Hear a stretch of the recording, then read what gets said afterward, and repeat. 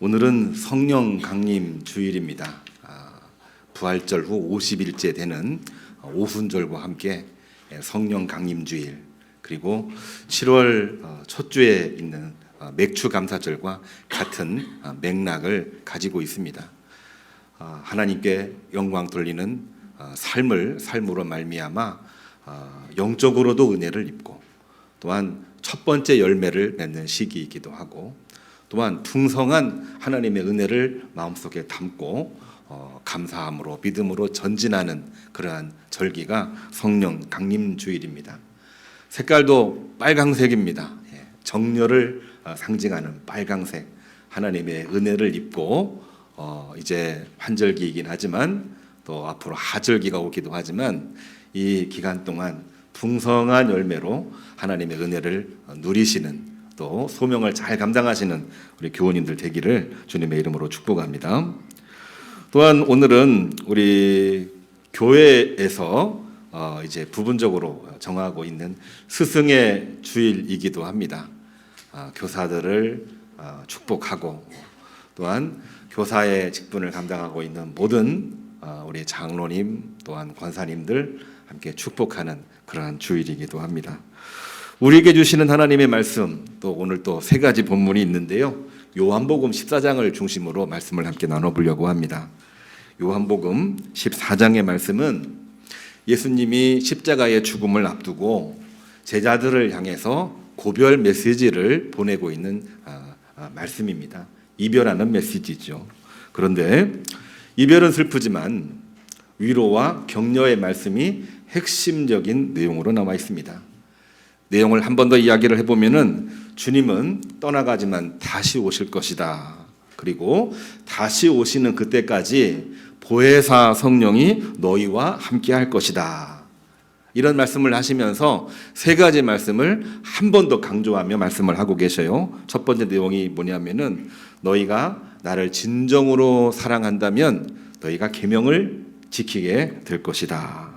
두 번째로는 세상 사람들은 이러한 주님의 모습과 말씀을 잘 알지도 못하고 보지도 못하겠지만 너희들은 나를 볼 것이고 나는 너희와 함께 할 것이다. 주님이 함께 하실 것을 말씀해 주고 있습니다. 셋째로는 이 모든 것을 잘 이해하면 좋은데 이해하지 못하는 제자들과 거기 모인 백성들을 위해서 이렇게 말씀하고 계십니다. 잘 모른다고 할지라도 성령으로 충만하면, 진리의 영으로 충만하면 성령께서 모든 것을 가르치시고 성령께서 모든 것을 생각나게 하시리라.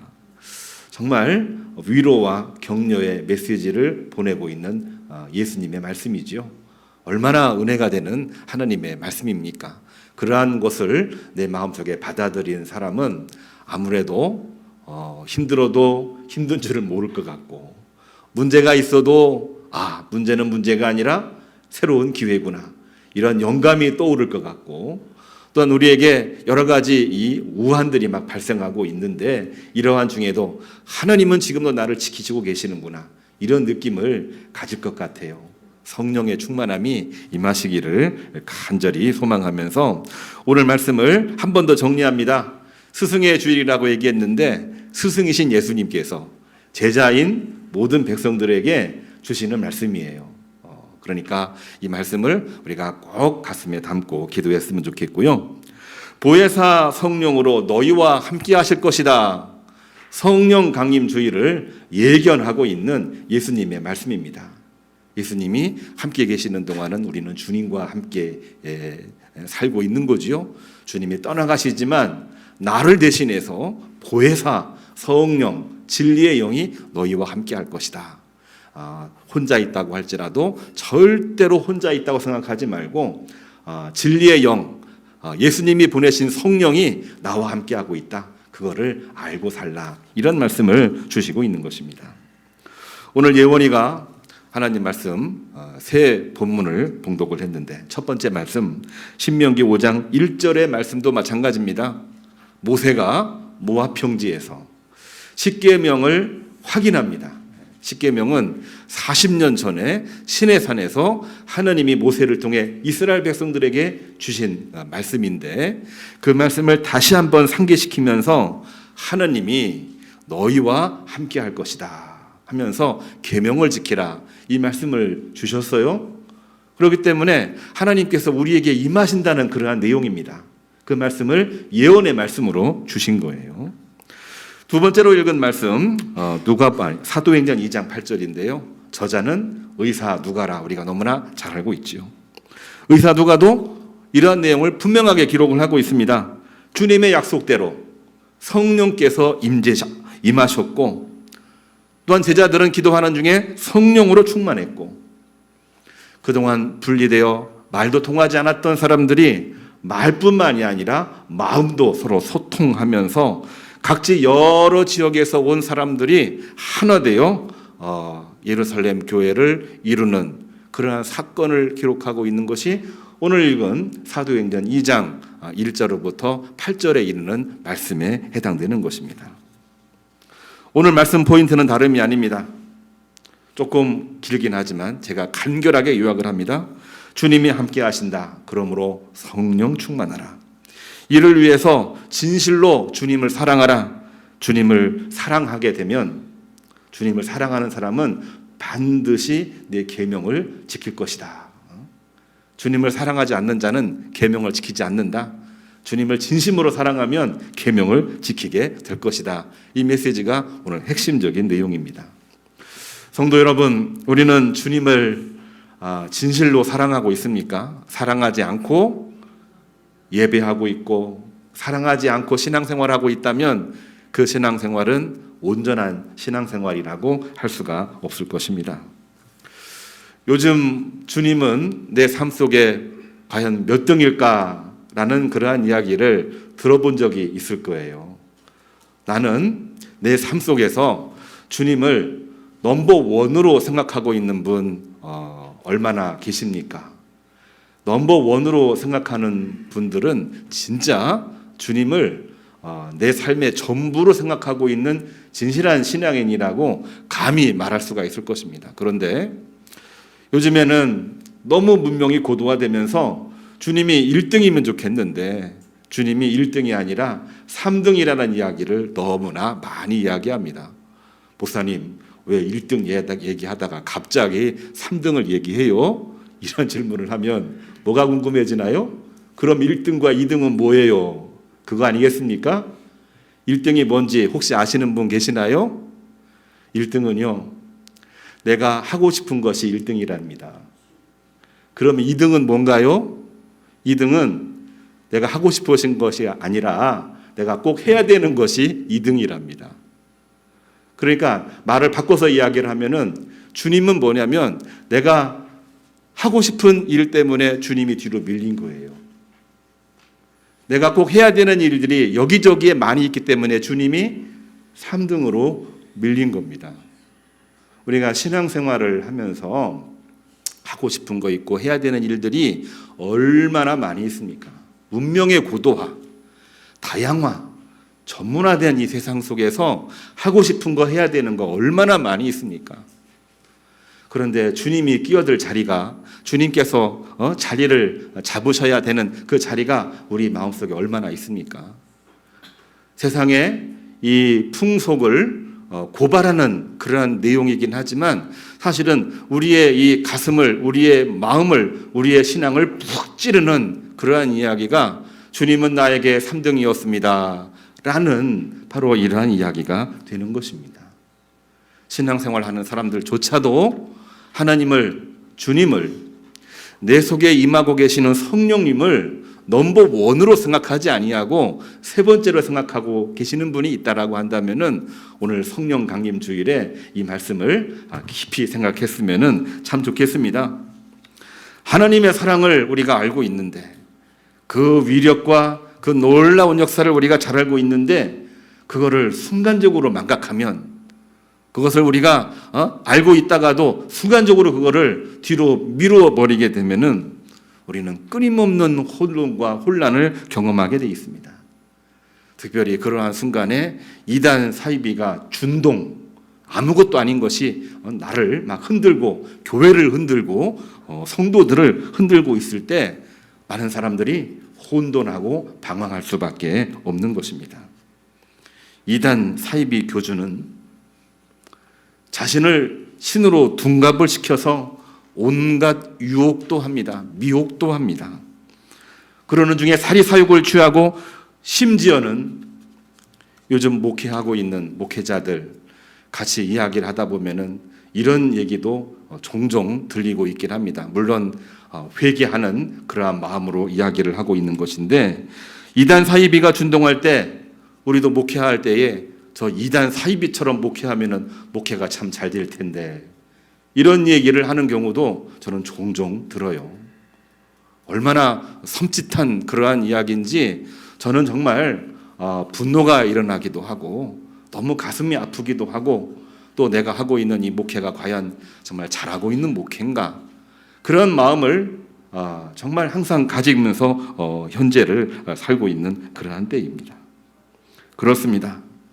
이러한 것이 오늘날의 모습입니다. 뭔가요? 주님이 내 삶의 넘버원이라고 한다면 이러한 생각이 들지 않는데요. 주님이 내 삶의 넘버원이 아니고 주님이 내 삶의 3등이 되는 순간 내가 하고 싶은 것 때문에 주님을 뒤로 미룹니다. 내가 해야 되는 일들이 있어요. 나의 목적을 위해서 그렇게 생각하는 순간 나는 주님을 3등으로 밀쳐버리게 되는 것이고, 그 순간 이단 사이비는 나에게 들어와서 예수님과 우리 인간의 욕망을 바꿔치기 하기 시작을 합니다. 이것이 바로 우상이고, 이것이 바로 사이비이고, 이것이 바로 이단이 되는 것이죠. 이것은 성경에 나와 있는 하나님을 사랑하라, 예수님을 사랑하라, 이 말씀과는 전혀 상관이 없는 그러한 말씀이 되는 것입니다. 오히려 이것은 주님을 완전히 명백하게 배반하는 그러한 삶이 되는 것입니다. 교회는 주님의 몸된 교회라고 얘기했고, 교회는 건물이 아니라 주님을 사랑하는 사람들의 모임이라고 얘기했는데, 그러한 교회와 성도들이 주님을 3등으로 생각한다고 한다면 더 이상 교회도 성도도 아닌 거죠.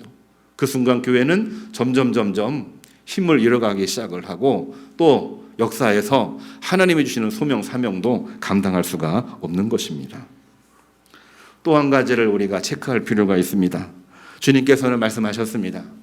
여러분들이 하나님을 사랑하는 것처럼 그 사랑과 똑같이 내 옆에 있는 형제 자매 이웃을 사랑하라, 이런 말씀을 하셨어요. 두 계명처럼 보이지만 하나님을 사랑했던 것처럼 똑같이 내 이웃을 사랑하라, 사실은 하나의 계명, 사랑의 계명을 말하고 있는 것입니다. 우리는 정말 하나님을 사랑하고 내 이웃을 내 몸처럼 사랑하고 있나, 그러한 질문을 해본 적이 있습니까? 물론 있겠지요. 저도 있으니까요. 그런데 그때마다 답을 얻지는 못했던 것 같아요. 왜냐하면 나 자신도 하나님을 사랑한다라고 입으로는 얘기했지만 실천적으로는 못한 것이 너무나 많기 때문이거든요. 특별히 눈에 보이는 사람에 대해서는 해야 되는데 못하는 일들도 얼마나 많이 있는지 자책할 때가 한두 번이 아닙니다. 그러면서 이런 고민을 한번 해봤습니다.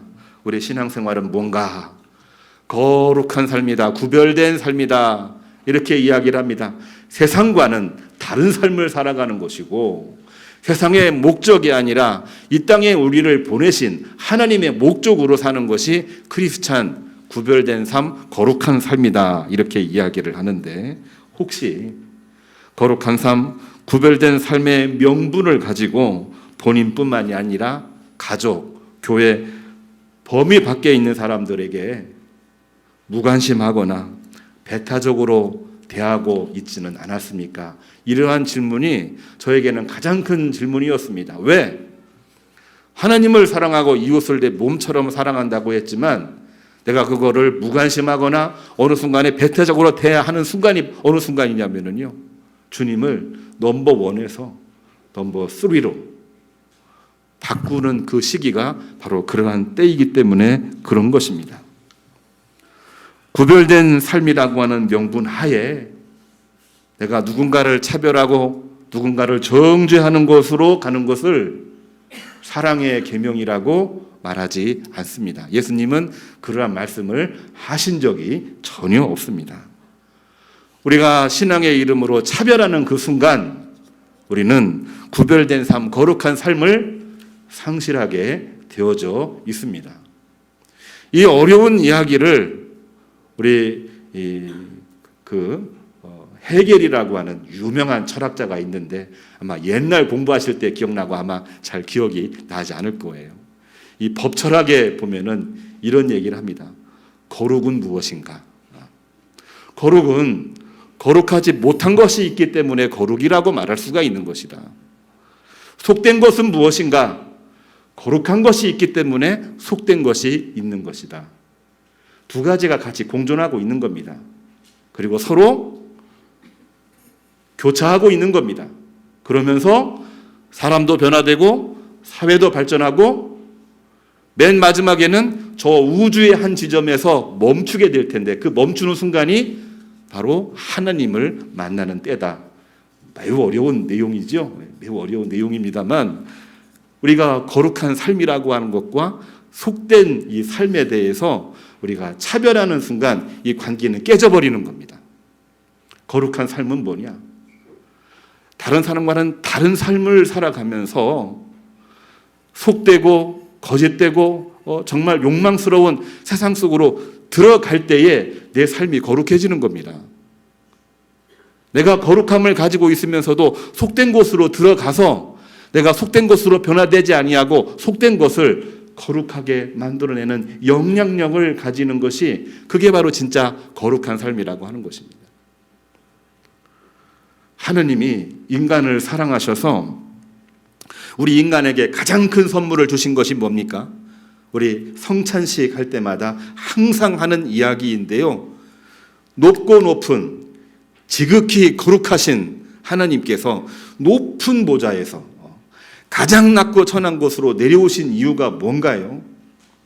하나님이시라면은 낮고 천하고 속된 곳에 내려오시면 안 되잖아요. 내려오는 순간 우리를 차별하셨나요? 차별하지 않으셨습니다. 오히려 거룩하신 그의 몸을 우리에게 주셨어요. 몸에 때를 묻히셨습니다. 고통을 당하시면서 인간의 모든 시름들을 다 끌어안으셨습니다. 인간이 가지고 있는 모든 생사고락을 십자가의 죽음으로 다 녹아내 버리셨습니다. 그로 말미암아 우리 인간의 삶이 속된 삶이었는데 그 속된 삶이 거룩하고 구별된 삶으로 변화되도록 사망 권세 이기시고 사흘 만에 부활하셔서 우리의 삶에 새로운 생명을 불어넣어 주신 분이 바로 예수님이신 것입니다. 우리가 거룩한이라는 이름 하에서 차별을 행한다라고 하는 것은 어려운 말처럼 보이지만 오늘날 신앙생활하면서 꼭 기억을 했으면 좋겠어요. 구별은 차별과는 분명하게 구분이 돼야 됩니다. 아무리 죄인이고 아무리 용납되지 못한다고 할지라도 예수님은 자기 몸에 때를 묻히시면서 그를 살리려고 몸을 내어주셨던 것입니다. 이러한 일들을 우리 크리스찬들에게 명령을 하셨어요. 주님을 사랑하고자 한다면. 그러나 주님은 말로만 이렇게 하신 것이 아닙니다. 주님을 사랑하는 마음이 있어야만 가능한 것입니다. 우리는 주님을 사랑하는 마음이 3등은 아닐 거라고 봅니다만 과연 1등이라고 담대히 말할 수가 있나요? 우리는 종종 그런 얘기를 할 때가 있습니다. 여건이 준비가 돼야 할 수 있지 않겠습니까? 틀린 말 아닙니다. 그러나 말을 바꾸어서 한 번 더 얘기합니다. 주님 사랑이 충만해야 여건이 만들어진다는 사실을 우리는 꼭 기억을 해야 됩니다. 그래서 주님은 분명하게 말씀하셨어요.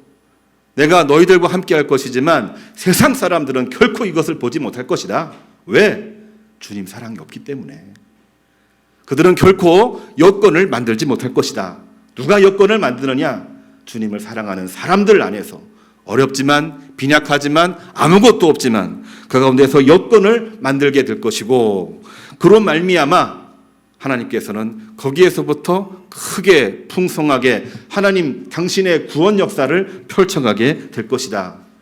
이거를 알 수 있게 설명했는데도 잘 모르느냐? 잘 모른다고 한다면은 보혜사 성령께서 내가 보낸 보혜사 성령께서 이 모든 것을 가르쳐 주실 것이고 그때마다 순간순간마다 이 모든 것이 생각나게 하시리라. 우리가 어떻게 해야 됩니까? 성령 강림 주일에 오늘날 힘들고 어려운 일들이 얼마나 많이 있습니까? 그러할 때에 성령으로 충만해야 됩니다. 성령으로 충만해야 주님을 사랑하는 사람이 되는 것이고, 주님을 사랑해야 하나님의 사랑을 받을 수가 있는 것입니다. 그래서 오늘 말씀의 제목이 그렇습니다.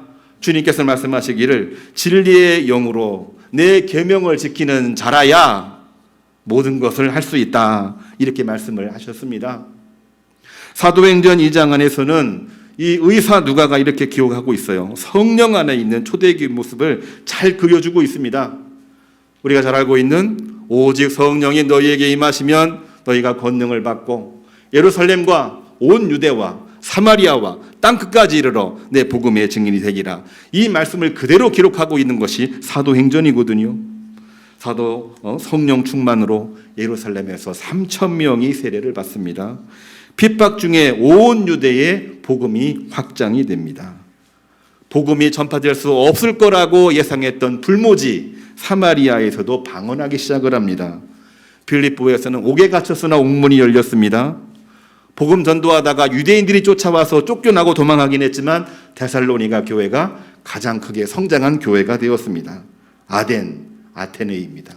베레아, 심지어 고린도에서도 하나님의 놀라우신 구원 역사가 확장되게 되는 것이고, 맨 마지막 땅까지로 복음이 증거되는 이야기가 사도행전의 전체 내용이 되는 것입니다. 오늘 우리도 성령의 능력을 받아서 예수 그리스도의 복음을 증거하는 그러한 사람들 가운데 한 사람입니다. 나는 못한다고요? 누구나 다 못합니다. 못할 수밖에 없습니다. 그러나 성령께서 역사하시면, 우리가 성령 안에 충만하게 되면, 우리가 주님을 정말로 사랑하는 마음을 가지고 있게 되면 하나님은 우리와 함께 하시고 우리를 사랑해 주십니다. 돈이 없으니까 못해요. 상황이 안 되니까 못해요. 그런 사람은 아무것도 못합니다. 우리가 코로나 때 3년을 지내면서 우리가 아무것도 할 수 없었을 때 이것만 해결되면 다 해결될 수 있지 않겠는가? 그런 마음 안 가진 분 계십니까? 다 가지고 계셨지만 코로나 끝나고 나서 어떻게 됐습니까? 코로나 때에는 버티기라도 했죠. 지금은 버티지를 못하고 다 넘어지고 쓰러집니다. 코로나 때 우리가 코로나가 무서웠던 것이 아니라 사실은 우리 안에 있는 하나님의 사랑을 잃을까 봐 우리가 두려워했어야 되는 것입니다. 우리의 문제가 코로나가 멀어지게 되니까 하나님 사랑도 이제는 불필요하게 된 거예요. 그게 바로 우리의 삶이, 내 삶 속에서 주님이 1등이 아니라 3등이 되어버린 사람의 모습이 되는 것입니다. 주님 사랑으로 똘똘 뭉칠 때에, 성령으로 충만할 때에 우리는 주 안에서 열매를 맺습니다. 그리고 그 안에서 힘을 얻습니다. 여건이 만들어지게 되는 것입니다. 성령 강림주일에 성령에 충만하라, 주님 말씀이기도 하고요. 또한 동시에 스승의 주일에 스승이 제자들에게 하신 아주 중대한 말씀이기도 합니다. 하나님이 주시는 권세를 확인하고 주님의 은혜를 우리 가슴 속에 품고 내게 주어진 모든 사명을 잘 감당하며 은혜를 누리시기를 주님의 이름으로 축복합니다. 오늘 병행구절인 시편 104편 24절을 보면은 시편 기자가 이렇게 고백을 하고 있어요. 뭐라고 고백을 하고 있냐면은, 여호와여 주께서 하신 일이 어찌 그리 많은지요. 상황은 열악했지만 주님의 사랑이 얼마나 많은지 내가 이 시간 고백합니다. 주께서 그들을 다 지으셨으니 주께서 지으신 것이 땅에 가득하나이다. 물질과 여건을 만들었다는 얘기가 아닙니다. 주님이 나와 함께 하셨고 내가 주님과 함께 함으로 말미암아 이 모든 것들이 은혜 속에서 진행되고 있음을 고백하는 그러한 찬양입니다. 성령 강림주일, 우리 모든 교우님들, 가정, 그리고 몸이 불편한 분들, 또한 사업으로 고민하고 고심하고 있는 분들, 성령의 충만함으로 형통의 은혜를 누리시고 모든 문제가 해결되는 은혜의 모든 성도들이 되기를 주님의 이름으로 축복합니다.